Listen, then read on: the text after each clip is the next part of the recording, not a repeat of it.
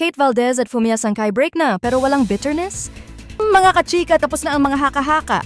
Kinumpirma na nina Kate Valdez at Fumia Sankay na hiwalay na sila. Sa isang joint statement sa social media, diretsahan na nilang nilinaw ang kanilang status.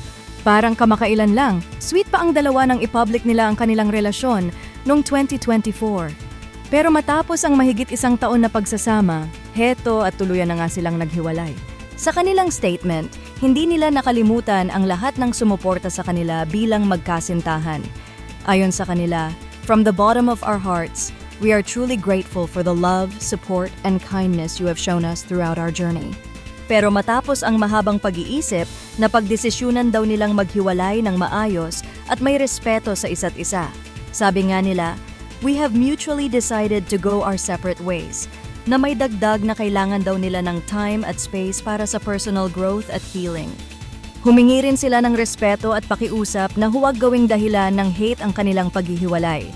Mas pinili raw nila ang empathy, respect at compassion habang tinatahak ang kani-kaniya nilang landas.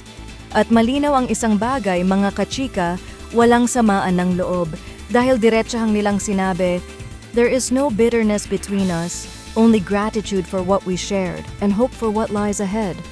Ano sa tingin niyo, mga kachika? Minsan ba talaga mas mature ang pag-ibig kapag marunong kayong mag-let go? At mas okay ba ang breakup na may respeto kaysa pilit na pagsasama?